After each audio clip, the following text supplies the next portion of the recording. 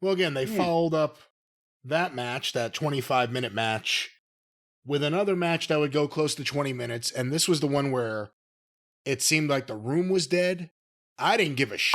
Well, now wait a minute. Hold on. You're skipping over something.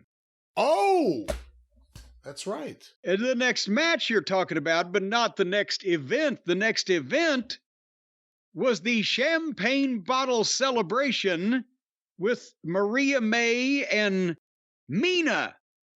Mina, I'm going to call her my little Mina mouse. She's so cute. She's like a cute little mouse in the corner, right? I think she's the most over woman now on the roster, based on the reaction she's getting, which is mainly from shaking her tits.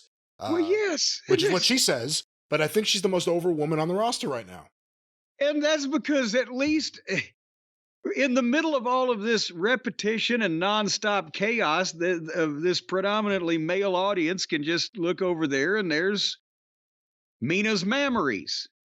But she acknowledges Thanks for the memories. But that's what it is. She doesn't pretend. She not acknowledge it? No, because every woman in wrestling has a fucking wedgie and their tits are hanging out and they're like, no, that's not, I don't have it out there for men to look at. It's because I like wrestling with a wedgie or whatever the fuck it is. She's out there saying, I know you like looking at my tits. Here they are. You like Mina. I like you. That's what she's doing. And it works because it's honest. It works because it's just something else besides this other nonsense. But this is not the champagne bottle celebration that I saw the movie of 30 years ago. I'm not sure if they stole the script because the movie they were speaking in German, but this was not the plot. But if I would say it would be embarrassing for cable access television, but people on cable access television are trying, they have a thought that they're actually trying to get across, so I don't mean to demean them. But Mina, our friend Mina Mellons, see, that'd be her Vivid video name, Mina Mellons. Well, maybe in the 80s and 90s. I think now they've gone past, like, the funny names that are sexual. Now it's like everyone. What, in porn? I think it's now like NXT kind of names. Like, here is. Oh, fuck that. Brittany. I want to see Dick Rambone and fucking Rod. Dick Rambone. Hard Rock. Dick Rambone. Yeah. But so Mina cannot even pronounce the English word. She's like the guy from the Philippines that Journey got to take Steve Perry's spot. He didn't speak English, but he could phonetically sing the fucking notes. She's better than that. She actually studied English, so.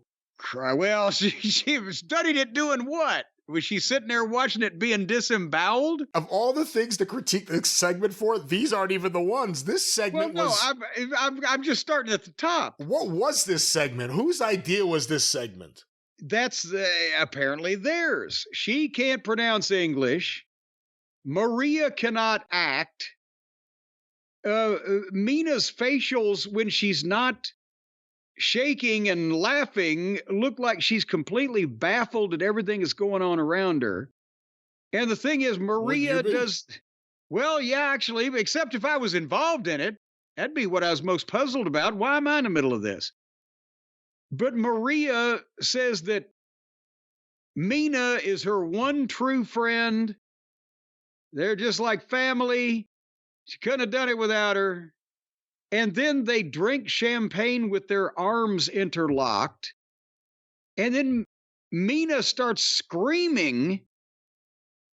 And I mean, screaming and screeching and like that. Whatever her scripted lines are. And then as she goes over to the middle of the stage and starts doing a stripper dance without taking anything off, Maria takes the champagne bottle and starts sneaking up behind her. Her best friend, her bosom buddy. And then Mina turns around and Maria swings and Mina ducks. And then they stare at each other. And then Mina spin kicks the bottle away. And they stare at each other again. And then Maria spits on Mina.